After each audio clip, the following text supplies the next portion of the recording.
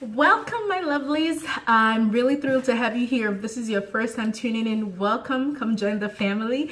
So I'm just going to delve right into why we're here. So you're probably here because you're fascinated with or you're intrigued to learn what I have to say about conflict, or even like learn for yourself how to better manage conflicts in your life. And I assure you that if you really take notes and really pay attention to some key things that I'm going to share in this video, your conflict, the way you view conflict, if you have a kind of a negative view on conflict to start with, will kind of improve. And I'm hoping, that's what this video would do for you, at least if you watch it till the end, right?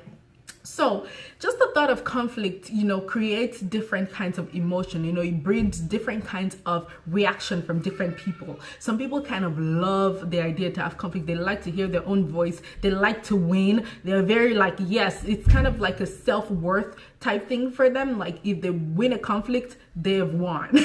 They've won in life, right? But some people, just the thought of disagreeing with somebody else just gives them this cringy feeling, like they just want to be easy breezy, diplomatic, and just kind of cruising through life without bumping any kind of or causing any kind of friction with anybody.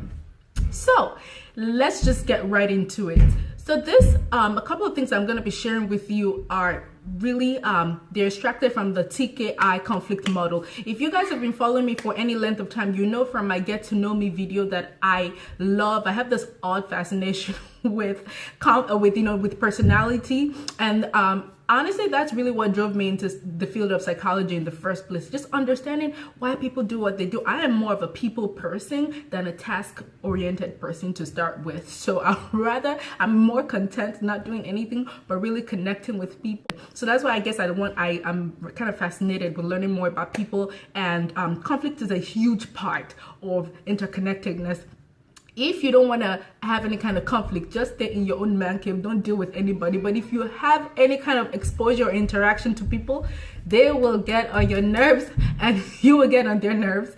And at some point, you will, there'll be friction if you're really true to yourself and you're not a people pleaser. Just to start with, when you're having a conversation with a person, right, and it's breeding any kind of, and you're kind of sensing a friction and a disagreement or conflicts starting to arise from that conversation, maybe you guys are not agreeing anymore.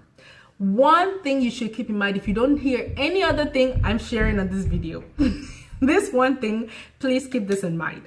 And you should answer that question in your mind before even approaching that or delving deeper into that conversation. That one thing is, how important is the outcome of this, whatever we are talking about? How important is it to you? How important is it to you in your hierarchy of needs that this thing gets done, or this thing happens the exact way I want it to, right?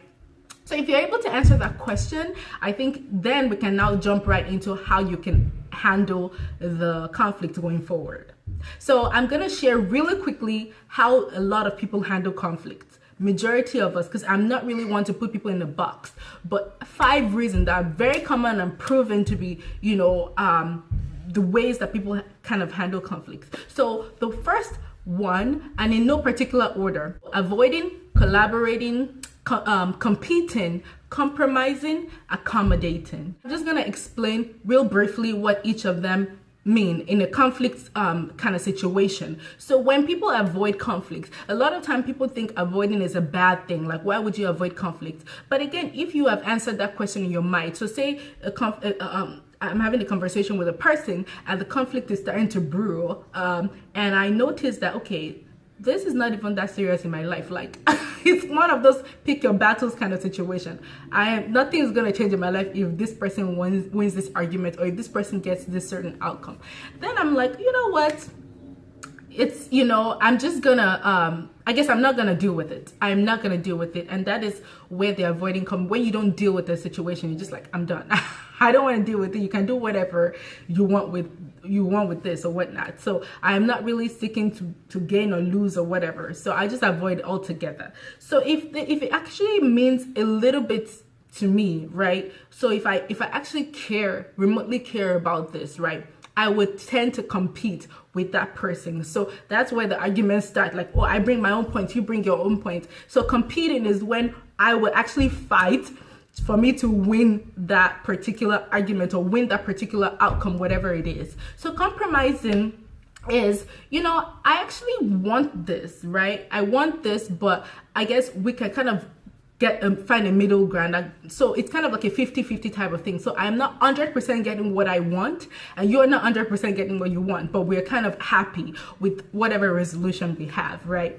And accommodating is when I really care about you. I really want, I still want what I want, but I care about you. So I'm just going to let you have the outcome. Like, I'm just kind of giving it to you. I'm accommodating your request or your quest to win that argument or to get that certain outcome. And the one and final thing that I wish a lot of people did more is collaborating.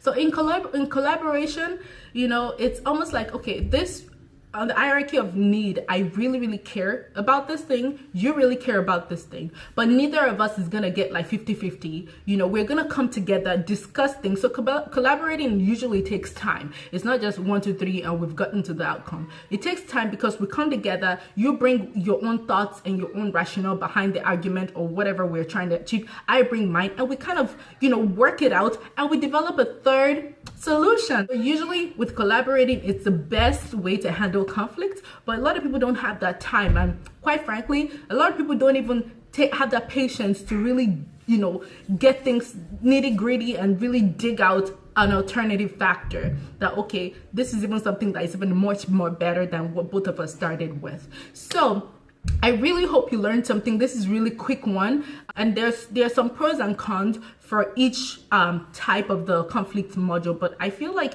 with collaborating, definitely is the time factor. You have to have the time it takes. You know, when accommodating, if you do that long enough, you're not happy because it's like everybody's getting what they want from you, and you're not really getting anything. Competing, people are just gonna look at you as a jerk. Like, okay, must you win every single argument? You know, and avoiding, you shouldn't be avoiding. Like, there's certain things that you shouldn't avoid. I mean, if it's important to you and you're still avoiding, then that makes it bad. You know, avoiding in and of itself is not that bad, because trust me, you can use your time for other things that you value more, right? But if you avoid things that you actually do care about, and you actually do care about what the outcome generates, and you're still avoiding it, then maybe it's time for you to kind of think back. So I hope you enjoy, guys. Until next time, I love you plenty.